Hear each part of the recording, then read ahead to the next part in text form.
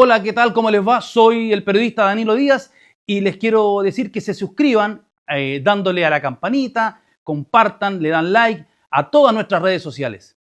¿Qué tal? ¿Cómo les va? Bienvenidos a la pizarra de jugador, entrenador, seleccionador nacional y presidente de Colo-Colo y presidente de la NFP.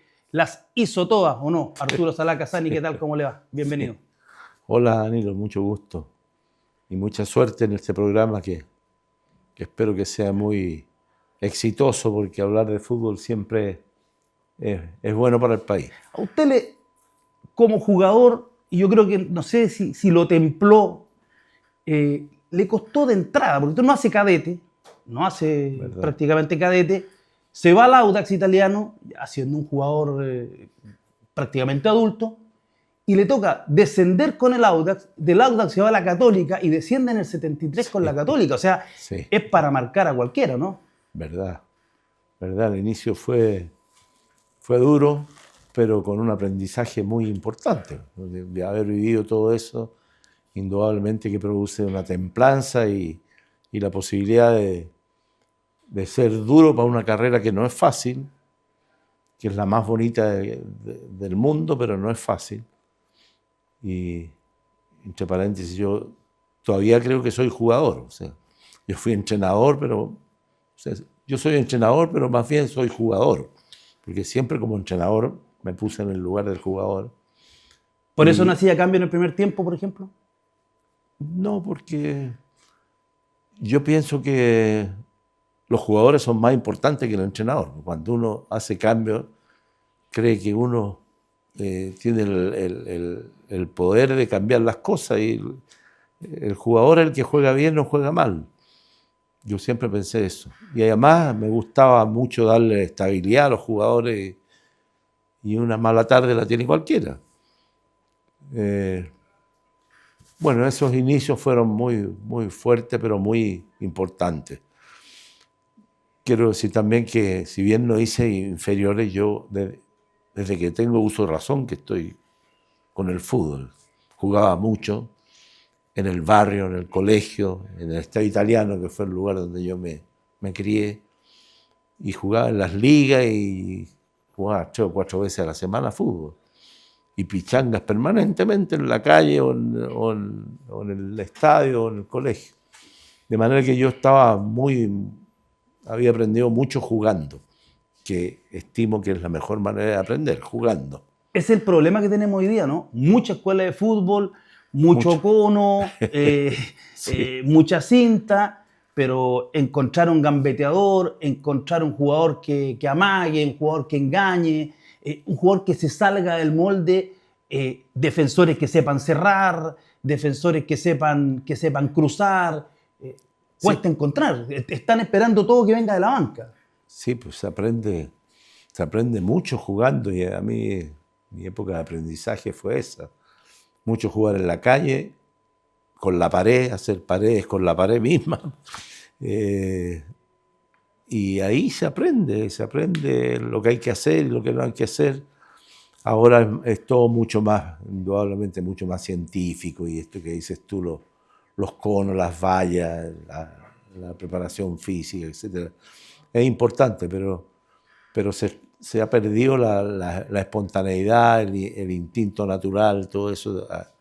Agrégale a eso la falta de cancha. En la época que yo fui joven o niño o adolescente había canchas rurales por todos lados.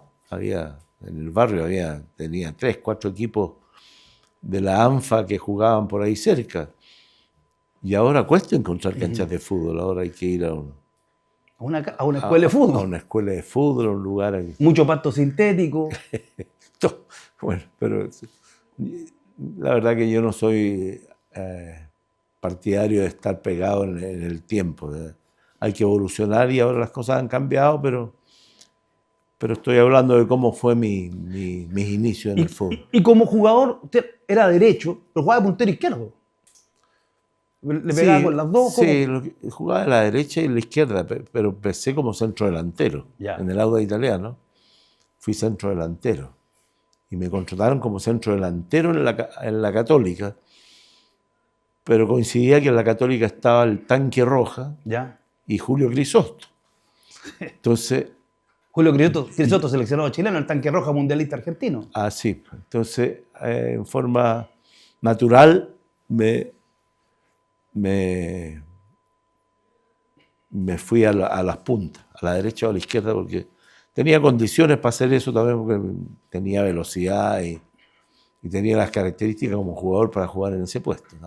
¿Y cómo le hicieron ustedes, entre comillas, en la Católica para descender el 73? Uno ve la plantilla que tenía en el equipo, eran buenos Todos jugadores en el equipo para pelear de mitad de cancha, de mitad de tabla para arriba. No era fácil descender con ese equipo. Bueno, fue una época de mucho conflicto en el club de la Católica, la época en que se había perdido Independencia, que no tenía estadio, no existía San Carlos de Apoquindo. Lo único que había era Santa Rosa de las Condes, que tenía una cancha y una cancha más chica y que se compartía con el rugby y con todas las divisiones. La Católica tenía en esa época muchas dificultades de todo tipo. Además conflictuaba con la Asociación Central de Fútbol en esa época, incluso creo que perdimos algún partido por secretaría. Y bueno, tocó descender y con muy buenos jugadores, como tú dices, pero después eso me significó jugar un año en el ascenso. Yo quedaba libre, pero me quedé en la Católica. Yo me fui a la Católica porque además era estudiante en la universidad, estudiaba ingeniería en la Universidad Católica y pensaba equivocadamente que iba a poder tener alguna ventaja para mis estudios en ese sentido. Cosa que no fue así porque en esa época todavía no existía la ley del deporte que daba franquicias tributarias y todas las facilidades para los deportistas como hay ahora, que hay becas y todo eso. En esa época no existía y en general en la universidad el que estaba metido en el deporte, en el fútbol, era tildado un poco como flojo, digamos. Claro. No gustaba eso. Así que elegí mal porque cuando yo me fui del Auda tenía varias posibilidades importantes, Colo-Colo y Huachipato, que era el campeón de la época. 74 y tomé la decisión de Católica por esa razón, por ser estudiante de la Católica. No me arrepiento porque conocí un muy buen club y gente muy seria. Y de hecho después me contrataron como entrenador. Mis primeros pasos como entrenador fueron 3 años en las inferiores en las menores de Católica. Y hay un correlato entre el jugador Arturo Salá, porque me acuerdo que era un puntero, quizás en la última etapa de su carrera, yo lo vi jugar... Pero tú no nacías. No, lo vi jugar, me acuerdo. Esa campaña, por ejemplo, la U del año 80, peleando palma a palma con Cobreloa, esas liguillas del 76, 77. Era un jugador que tenía mucho recorrido, era veloz, pero era un jugador muy colectivo, era un jugador de mucho ida y vuelta. ¿Existe un correlato entre ese jugador Arturo Salá y los equipos de Arturo Salá, que eran equipos que uno los podría definir de mucho manejo, de mucha circulación de la pelota, de no tener posiciones fijas? Sí, sí. Sí, yo creo que uno como entrenador, cada uno tiene internamente su visión del fútbol y cómo hay que jugarlo, de acuerdo a las experiencias que ha vivido, las cosas que le han tocado, los entrenadores que ha tenido, los compañeros que ha tenido, y arma ahí su manera de sentir el fútbol y de ver el fútbol. Y eso yo lo trataba indudablemente, todo lo que viví, tanto en mi época de futbolista amateur como futbolista profesional, los traté de incorporar siempre a los equipos que me tocó dirigir. Y eso es muy importante que pase, digamos, porque yo creo que uno, como entrenador, no hay verdades absolutas. Y lo importante es que el equipo refleje lo que uno siente, porque el fútbol tiene una cantidad de... El fútbol es todo, el fútbol es colectivo, es individual, es vertical, es horizontal, tiene muchos parámetros y todo hay que hacer, finalmente hay que hacer una cosa que debe incluir todos esos aspectos. Y bueno, lo que sí yo puedo decir que no sé si podría haber sido entrenador sin haber sido jugador. ¿Para usted una condición sine qua non? Siempre fue, pero una pelea perdida. Claro, pero en el último tiempo hubo excepciones. Quizás uno dice Mourinho, que no Sí, jugó, claro. Santibáñez. Santibáñez. Sí había, pero son pocas. Son pocas. Cuesta más porque no es fácil transmitir lo que uno siente del fútbol sin haberlo jugado. Siempre doy el ejemplo yo no me atrevo a... No me habría atrevido a enseñarle tenis al Chino Río. Claro. Pero, ¿y qué es lo más difícil? Hablar por ejemplo, para alguien que no jugó al fútbol profesional, hablarle al jugador, por ejemplo, en la derrota. Y en la victoria, en todos los aspectos. Mire, yo creo que ha evolucionado mucho todo y es legítimo y estoy de acuerdo en evolucionar, pero hay cosas que no se aprenden en la pizarra ni en la teoría. Eso que dices tú de cómo reaccionar cuando hay una derrota, cómo reaccionar cuando un equipo desciende, cómo reaccionar cuando un equipo sale campeón, cuando gana un clásico.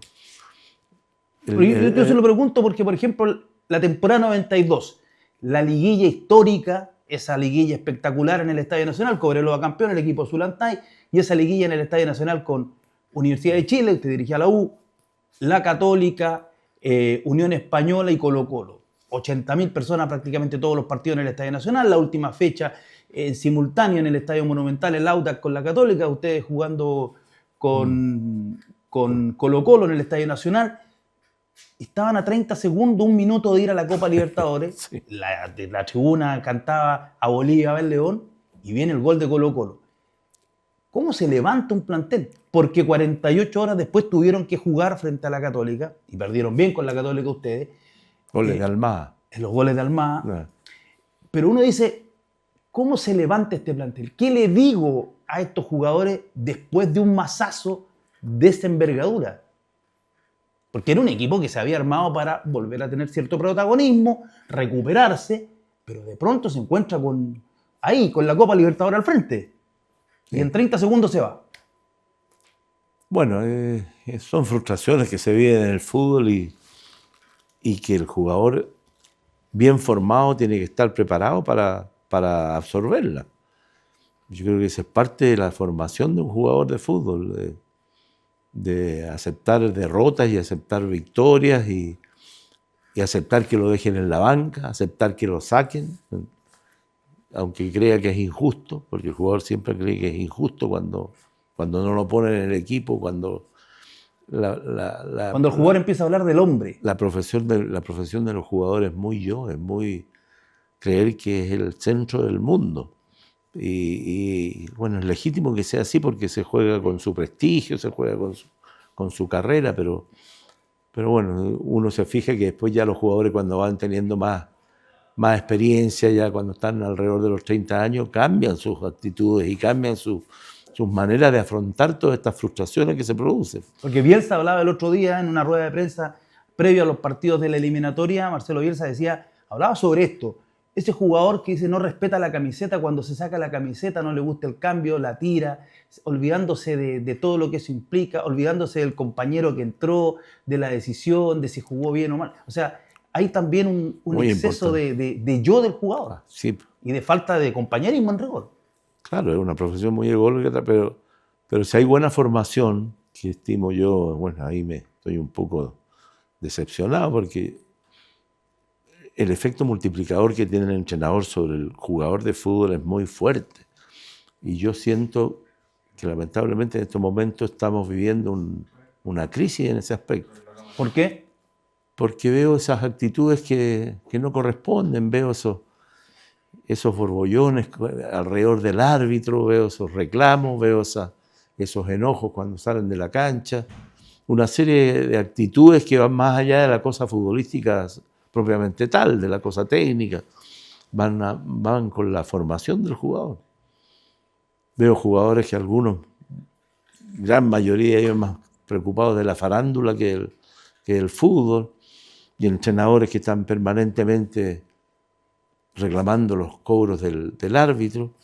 ¿Qué queda para el jugador después si el líder que tiene en la banca parte con esas actitudes. ¿Y qué le parece esta determinación que se tomó en el fútbol chileno debido a que todos hacían trampa? Los entrenadores que eran sancionados los mandaban a una cabina e igual daban instrucciones. Y la determinación que al final se tomó, dijeron, bueno, que no vayan los entrenadores al estadio. ¿Qué le parece que el día del partido el entrenador no vaya al estadio? Que no pueda ir, está prohibido. Mal, pues debería haber otra manera de salvaguardar el castigo que tiene que ver con la formación también del entrenador. Pero no el hecho de prohibirle ir al estadio, me parece una exageración. Y yendo allá a sus equipos, ¿cómo definiría el Colo-Colo del ciclo 86-89? El primer Colo-Colo lo veíamos en el Estadio Nacional, era un Colo-Colo, el del 86, que le costó mucho, que se fue armando, que tenía una columna vertebral con Roberto Rojas, el Flaco Rojas y Fernando Astengo, estaba el Chano Garrido, después estaba en la mitad de la cancha Ormeño, Pizarro, llegó el Chico Jáuregui, después llegó el Pájaro Rubio, estaba el Pillo Vera, pero no era un gran plantel, uno miraba los nombres, eran buenos jugadores, pero que quizás ahí como que dieron el gran salto, ¿no?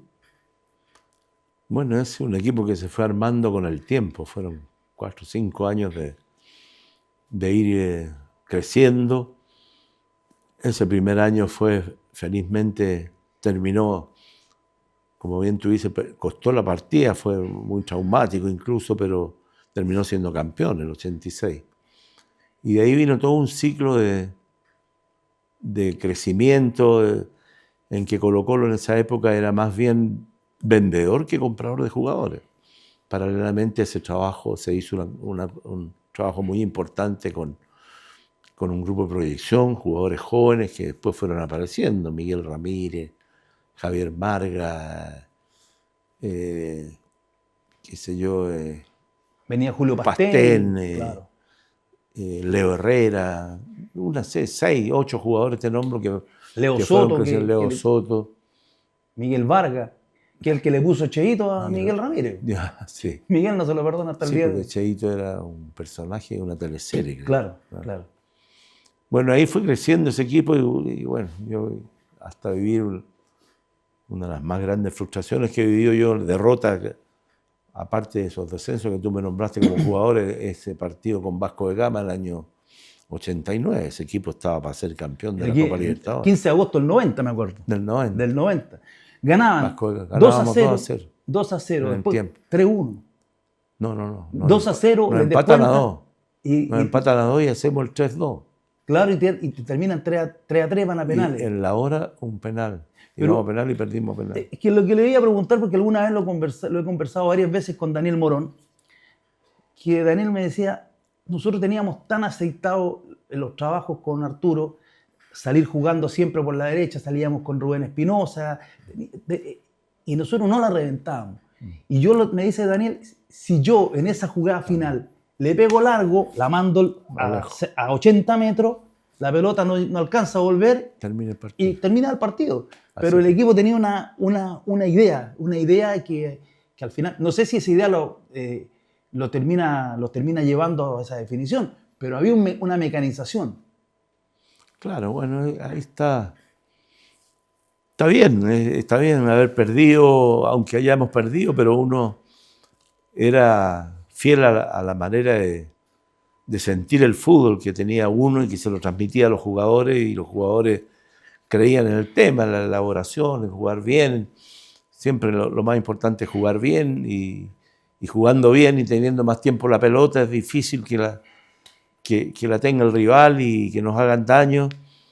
Todos esos conceptos lo tenía el equipo.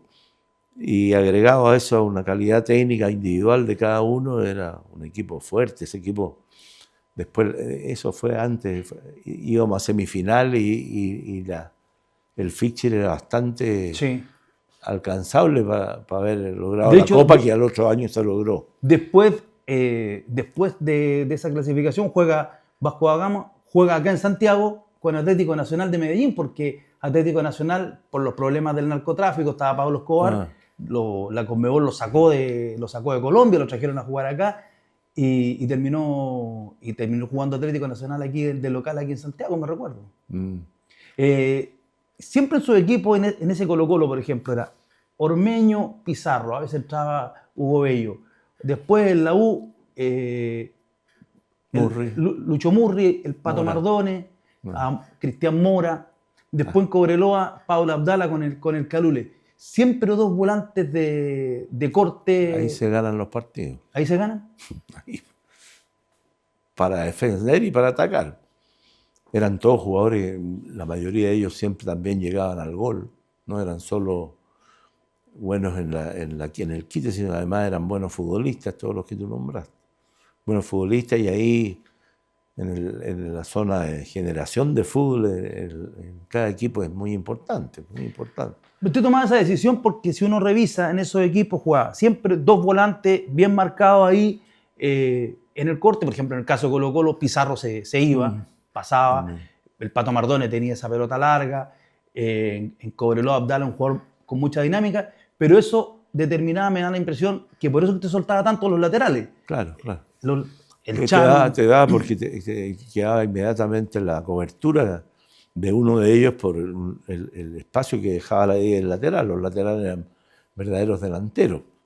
Eran verdaderos delanteros todos. Si te fijas, estaba el Chano, estaba Marcelo Miranda en Cobreloa, Chamaco Silva, Cristian Castañeda en la U, Fabián Guevara, Cristian Romero, que pasaba mucho. Todos laterales que hacían daño, llegaban a la línea de fondo, a hacer centro atrás, Alarcón también, el William, el padre. Todos jugadores de esa característica. Pero tenía un jugador que uno dice, no debería haber estado por la manera en que jugaba en esos equipos, pero era como su jugador uno emblemático en Colo-Colo, el Chupete Ormazábal. Sí. O sea, yo creo que Chupete Ormazábal representa el colocolino como poco, ¿no? Qué meritorio todo lo que hizo el Chupete.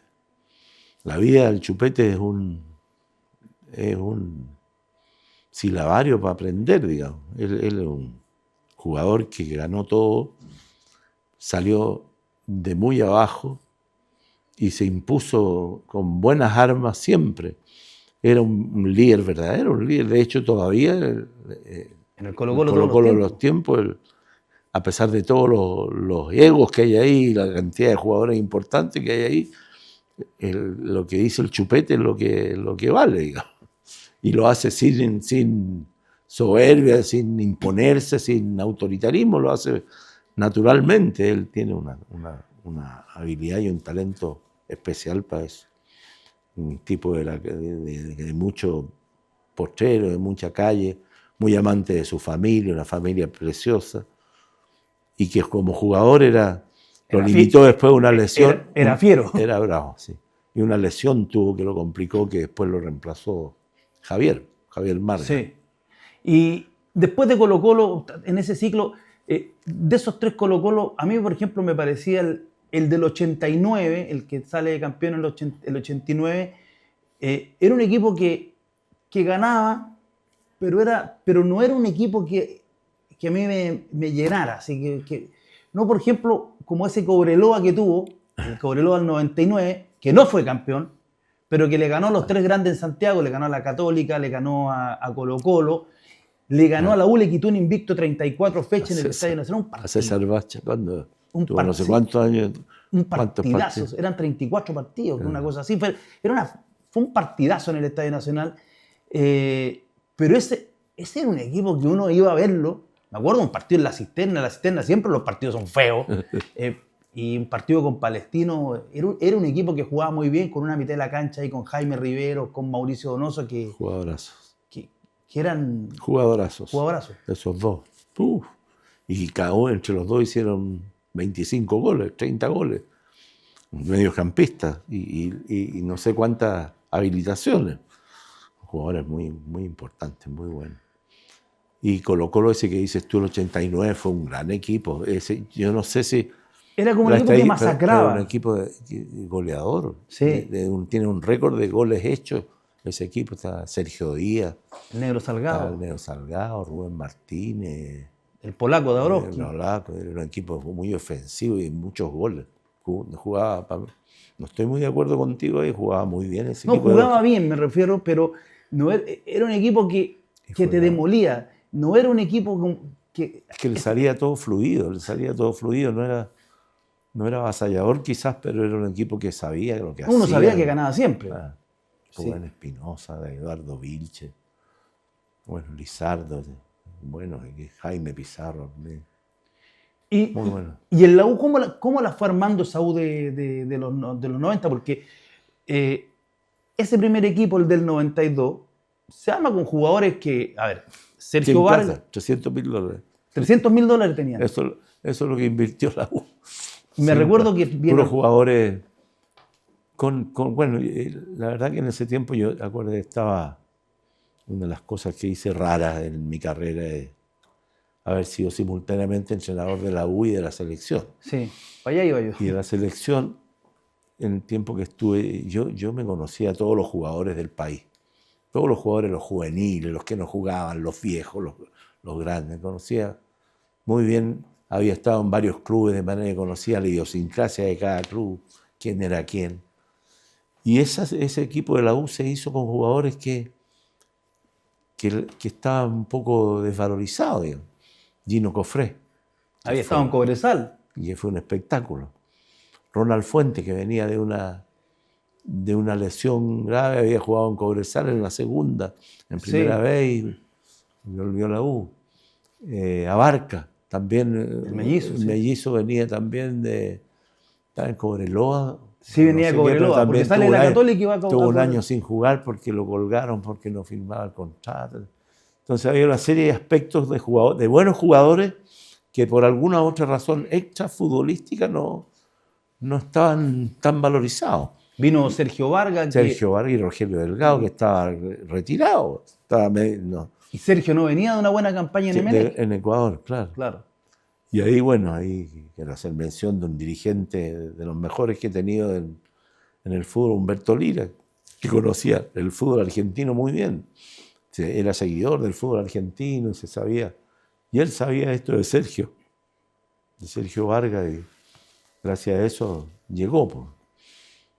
Y ahí se armó un equipo que peleó, como dices tú, y hasta la final. Para ir a la Copa Libertadores, este equipo venía a jugar la Liga de Promoción. Sí, claro. Estaba por desaparecer. No se afirmaba la U en primera. Y la U estaba por desaparecer, sí, estaba en términos muy, muy precarios. ¿Qué rol le da usted a René Orozco en su condición de presidente en esa etapa? Un liderazgo muy fuerte de público y directivo, digamos. No futbolístico, porque él no entendía mucho de qué se trataba.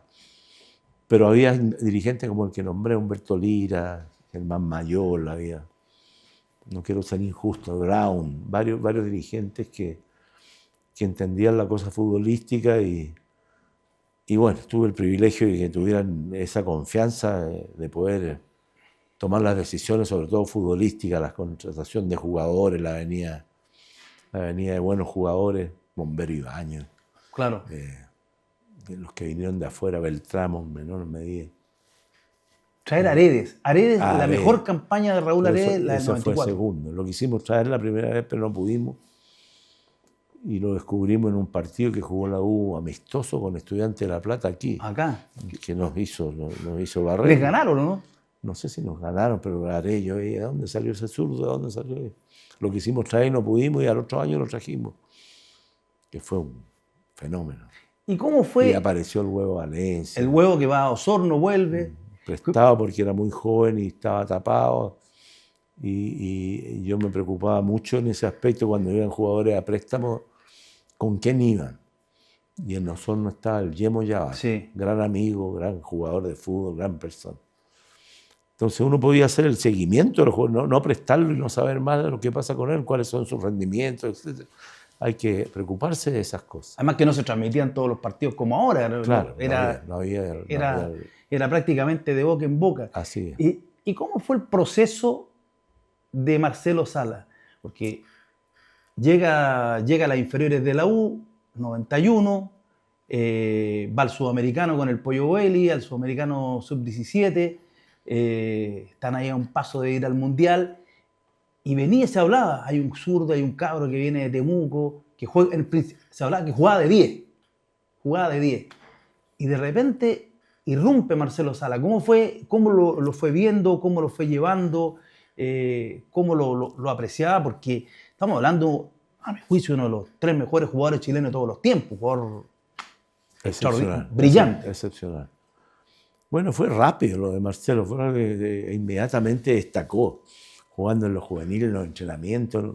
La costumbre era casi todas las semanas hacíamos un interescuadra con los juveniles, y él iba a jugar y enfrentaba a los jugadores profesionales grandes, y no se notaba, era irreverente, Le pegaban y le daba lo mismo. Sí, se paraba, era muy especial. Y después lo tuve con la selección joven, porque como yo estaba en esta dualidad de trabajo en selección, también en Pinto Durán se destacaba cuando entrenábamos también con las selecciones adultas, hacíamos muchos entrenamientos con los juveniles, con la sub-20 que estaban a cargo de Manuel Pellegrini. Manuel Pellegrini. Entonces teníamos mucha relación con los jugadores y sabíamos quién era quién. Estaba el Liebre Riveros también en ese tiempo. Bueno, había vuelvo a repetir, un conocimiento muy importante de los jóvenes y la mezcla con los grandes, y era toda una cosa que tanto en la U como en la selección se daba. Pero cuando usted dijo, ya, está, hay que ponerlo. No me acuerdo cómo fue. Él debuta en Calama con Cobreloa, pero sobre el final de la temporada 93, pero ya el 94 es cuando explota. ¿Cuándo en la pretemporada usted dice, lo ve, ya está? En el equipo, sí. Sí, ¿no? Siempre a final de año hacíamos una evaluación de los jugadores jóvenes y cuáles se iban a incorporar a la pretemporada. Siempre, aunque no estuvieran en el primer equipo, llevábamos siempre jugadores, 3, 4 jugadores de los más proyección a la pretemporada. Porque no sé si tú sabes, pero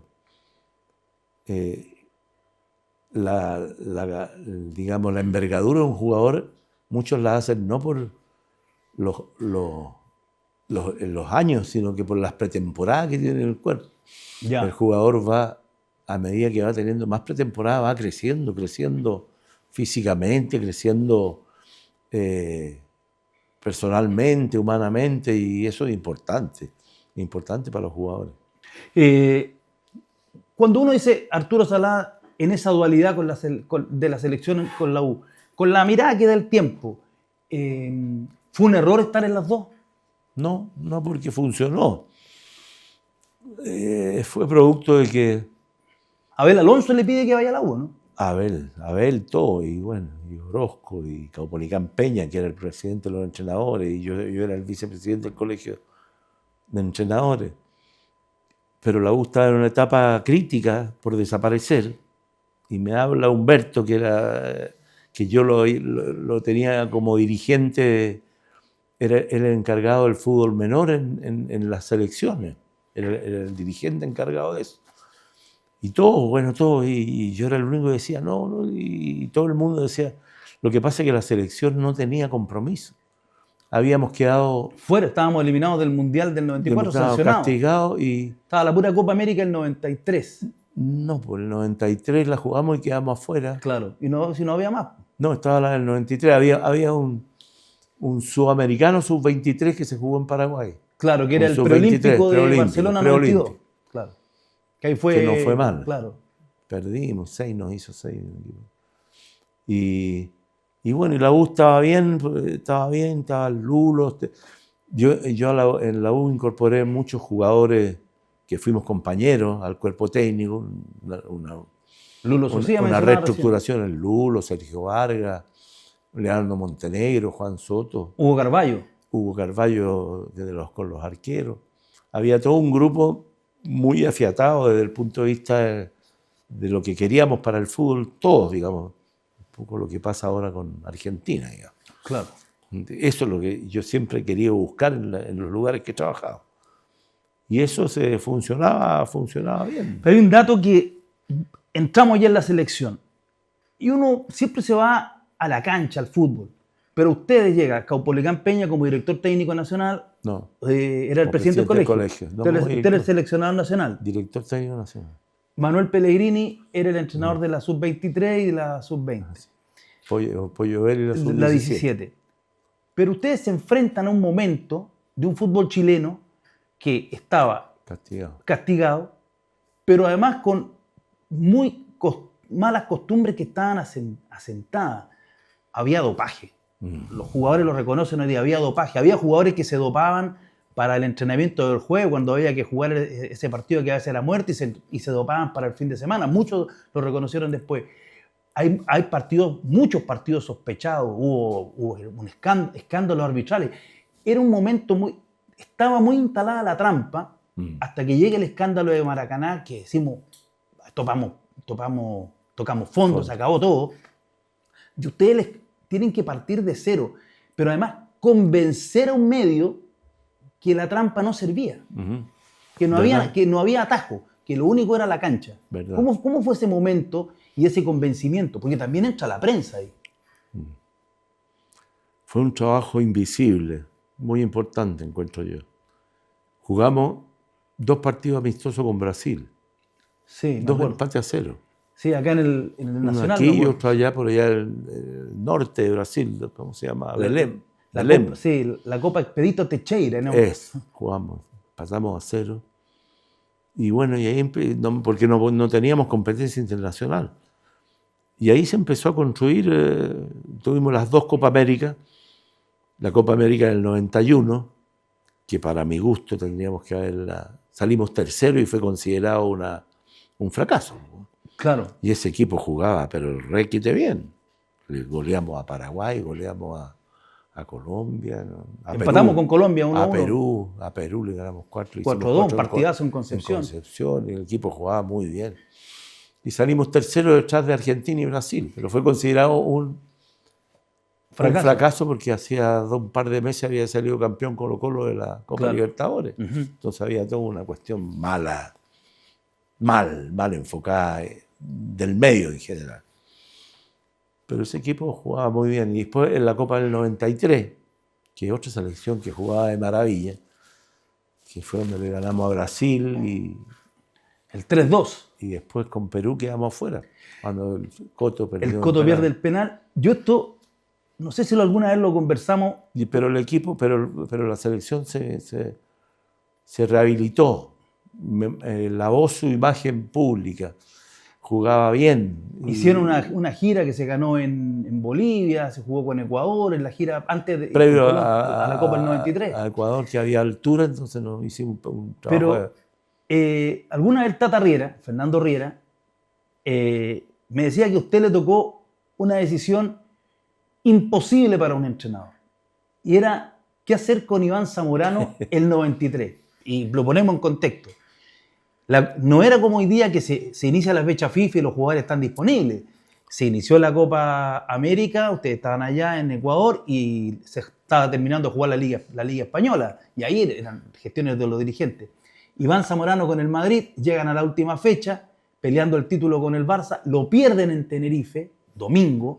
Él además pierde el título de Pichichi, con todo lo que eso impactaba. Entonces, lo que decía el Tata, viajó de Madrid a Tenerife, jugó, perdieron el título, volver a Madrid, lo más probable que tiene que haber sido Madrid, Bogotá, Quito, Cuenca. Llegó el martes de noche, Iván, me imagino. Y ustedes el lunes le habían ganado 3-2 a Brasil. Y el Tata tenía esa frase, que los equipos son como un motor. Cuando usted le encontró el punto, no le haga nada, no lo toque. No es como cambiar un tornillo. Claro. Y me decía, pero era imposible no poner a Zamorano. Era imposible. Era imposible. Claro, imposible, el goleador del Madrid. Pero más que por lo que tú dices del desgaste que puede haber tenido, los viajes, eso que Iván está siempre muy bien preparado y era muy joven. Fue el cambio futbolístico que le produjo al equipo. Ya. Después de un equipo que había ganado 3-2 jugando de otra manera, se transformó en un equipo que el que la agarraba quería jugar con Iván, buscar el centro, Hubo un cambio en la manera de jugar del equipo con respecto a las características que tenía un jugador como Iván, que su gran fuerte era el juego aéreo. Y quizás no entendiendo porque también Iván tenía ese pique en diagonal del centro hacia afuera que ganaba siempre. Claro. Y Richard era otro tipo de jugador y Barreira estaba también en esa época, había, que jugaban más en el fútbol elaborado, ¿no? Entonces, estaba el Fantasma también. El Fantasma, que jugó el primer partido y lo hizo muy bien. Fantasma. No, era un equipo que jugaba muy bien. Una mala suerte terrible ese equipo. Si hubiera pasado, habríamos peleado el campeonato. Mira, esas dos Copa América fueron muy poco gratas, digamos, sus evaluaciones. La del 91, como te digo, el tercer lugar que fue aquí en Chile y que tenía que ver con la cosa reciente del Maracaná, jugó muy bien esa selección y fue muy mal evaluada, digamos. Pero la del 93 fue también injustamente eliminada y lo peor de todo que eso significó un término de un trabajo, porque yo me fui, yo renuncié, tenía contrato vigente, había firmado por 2 años más. Pero fue tal la batahola que se armó que yo renuncié. Pero yo ahí discrepo en algo. Te digo que más allá de la selección, porque había un trabajo muy fuerte en la formación de entrenadores, en el trabajo con el fútbol chileno, en la calendarización de los torneos, en el tipo de campeonato. Abel había tenido, digamos, la valentía de darnos esa autoridad, de creer en lo que se hacía desde el punto de vista técnico. Y nos involucramos mucho en la elaboración de los campeonatos, en la calendarización, en la formación. También hacíamos los cursos de entrenadores. En esa época no existía el INAF y estábamos a cargo de los cursos de entrenadores. Hicimos 3 cursos de iniciadores, 3 cursos de monitores y 2 cursos de entrenadores. En esa época, en 3 años. Salieron entrenadores, por ejemplo. Entrenadores, Gustavo Huerta, por ejemplo, salió de esa época. Una gran cantidad de entrenadores y todos con una doctrina común de respeto hacia la actividad, de respeto entre ellos, más allá de las cosas tácticas, técnicas, que todos las sabemos de alguna manera. Lo que se hacía era lograr una doctrina común de los entrenadores, cosa que yo echo mucho de menos ahora. Pero en ese momento se sentaron las bases, porque uno tiene que recordar, Chile, salvo el Mundial del 87 juvenil, no había ido a ninguno. Y desde que asumieron ustedes, inició ese trabajo en Pinto Durán y nunca más dejaron prácticamente de tener entrenadores permanentes de selecciones menores. Y en esa década Chile salió tercero en Japón en la sub-17, fue al sub-20 de Qatar, fue al sub-17 de Egipto, en los tiempos que clasificaban 2 selecciones por Sudamérica. Fue a los Juegos Olímpicos del año 2000, fue al sudamericano, al Mundial Sub-20 de Argentina, el del año 2001. O sea, y en esos cuadrangulares, porque eran 2 grupos de 5, clasificaban 2, y era un cuadrangular para ver quién iba a los mundiales, Chile estaba siempre. Siempre. O sea, y no es que de un día para otro los jugadores chilenos se pusieron buenos para la pelota, es que había una estructura de trabajo. Sí, había mucho trabajo técnico. Y de hecho, toda la base de esa generación de jugadores fue la base del Mundial del 98. Sí. Todos esos jugadores jóvenes que habían aquí, que todos estaban yendo a torneos internacionales, iban a Europa. Antes de eso, los jugadores le miraban la camiseta a Rummenigge para pedirse la selección cuando jugaba con él. Nuestros jugadores no tenían ningún roce internacional. En esa época, casi todos los equipos, o los equipos más importantes en la formación, llevaban a sus jugadores a partidos internacionales. De Francia 98, de ese ciclo de Francia 98, por ejemplo, estaba Nelson Parragué, Pancho Roja, Murri, Lucho Murri, el Matador, Clarence Acuña. O sea, había mucho. Ya sobre el final, Arturo, ¿cómo usted define algo que a mí me parece que ustedes como grupo, me refiero a usted, Manuel Pellegrini, el impacto que ha tenido Manuel Pellegrini, siempre tuvieron como una contra en el fútbol chileno? Y la contra quizás la tuvieron por provenir de un sector social, clase media, colegios particulares, en un fútbol que me parece que siempre tuvo una mirada de que ustedes socialmente no deberían pertenecer al fútbol. Una discriminación. Una discriminación al revés. Sintieron siempre ese prejuicio que se instaló, por ejemplo, también en la prensa, Porque a mí, ¿sabe quién me lo dijo? Siempre lo pensé, pero el que me lo ratificó fue el Nacho Prieto. Nacho Prieto me dijo, yo sentí como jugador, me dijo alguna vez, también como entrenador, que a nosotros nos costaba más. Porque nosotros, en el caso de él, yo con Andrés veníamos del San Ignacio, Tito Fuyú también, como que siempre costó. Y esa escuela que se formó en la Católica también, a la gente de la Católica como que la miraban con cierto desdén. ¿Siente que eso lo afectó? Qué difícil, ya es un tema más bien sociológico que técnico, futbolístico. Pero yo no lo sentí porque uno para estar en el fútbol tenía que... Mira, yo conocí muchos jugadores que jugaban conmigo que a lo mejor eran mejor que yo, pero no eran capaces de adaptarse a la realidad que vivía el fútbol. Yo en Auda, no sabes lo que fue mi debut romántico con Auda italiano, por allá tenía 19 años, pero tenía un camarín que era de piso de tierra. Las duchas se juntaba el agua porque no se iba al te tenía que meter ahí con la chala al agua. Las canchas eran semirurales, digamos, eran de tierra con pasto por las orillas. Los viajes se hacían en las Liebres Coronel Llano, que eran esas Mercedes-Benz chiquitas, sí, y hacíamos viaje a Temuco en esas Liebres.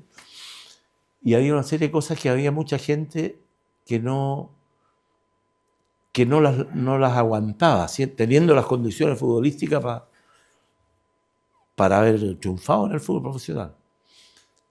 Pero tuvimos la suerte, muchos de esa generación que tú hablas, de tener a un hombre como Fernando Riera. Yo los últimos 5 años de mi carrera fui dirigido por don Fernando y varios de los grandes entrenadores que conocemos también. Y él era de los que luchó contra eso, con esa discriminación que tú dices. Él estimaba que el fútbol era una profesión tan importante como el ser médico, ser arquitecto, ingeniero, periodista. Él sentía eso, que para el fútbol era una cuestión de dedicarse cuando el jugador joven a los 18, 19 años tiene que tomar la decisión si sigo o me voy a estudiar. Él decía que el fútbol, incluso se enojaba con nosotros, conmigo, con Manuel, los que éramos universitarios, porque andábamos siempre corriendo, llegábamos sobre la hora a los entrenamientos, por las clases, y él era contrario a eso, él quería que nos dedicáramos nada más que al fútbol.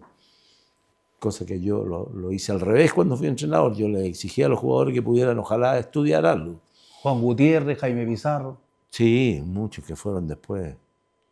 En Huachipato, en todos lados le hacía tomar clases, además con las alternativas académicas que hay ahora. Hay una infinidad de cosas que se pueden hacer y el futbolista tiene mucho tiempo libre como para no aprovechar ese tiempo. 2 preguntas finales. Cuando estuvo en Huachipato y tuvo esos jugadores, el Chino Millar, Gonzalo Jara, que llegaron al Mundial, Héctor Mancilla, que hizo una carrera brillante en México, todos esos cabros que aparecían, ¿usted los vio que podían llegar? Porque le decían la usina a Huachipato, y era una usina de jugadores. Un trabajo muy importante ahí que lo lideró por lo general Carlos Felipe Pedemonte. Huachipato era un permanente club que generaba jugadores, y cuando llegué a Huachipato yo caí plantado, porque era lo que me acuerdo que me dice, nunca había visto tanto cabro bueno. Bueno, había unos profesores, que le mando un saludo ahora al profesor que se hacía cargo de los chicos, la iniciación de 5, 6, 7 años, 8 años, que era un científico para enseñarle la coordinación a esos niños, a jugar y los primeros pasos en el fútbol. Y era con una vocación y una idoneidad, pero perfecta. Y el cuerpo técnico se dedicaba, era una usina de jugadores permanentes. Y bueno, trabajé tuve, ¿cuántos? 2 periodos. 5 años, 7 años. Y finalmente, ¿cómo define a Manuel Pellegrini? El aporte de Manuel Pellegrini y el fútbol que ha pregonado Pellegrini. Un orgullo para el país, pues yo creo que ha sido un embajador, el mejor embajador que hemos podido tener. Tú no sabes lo que es Manuel en España. En Málaga le hicieron una plazoleta con su nombre. En Villarreal, ¿para qué decir? Llega y todo el mundo, Real Madrid, tú no sabes lo que... Yo fui, a ver, ¿en qué ocasión fui a hacer algo, alguna pasantía en España con el Real Madrid? Después que estuvo Manuel, no sabes cómo nos abrieron las puertas y cómo la gente del club respetaba lo que había hecho Manuel ahí en el Real Madrid. Entonces, en general, es un... ¿Y cómo a esta altura, con un jugador que ha cambiado tanto, un jugador que es tan distinto, los jugadores del celular, de las pantallas, cómo Manuel Pellegrini, ya pasó los 70, Manuel, ¿no es cierto? Sí, hoy día está de cumpleaños. Hoy día está de cumpleaños. ¿Cómo 16.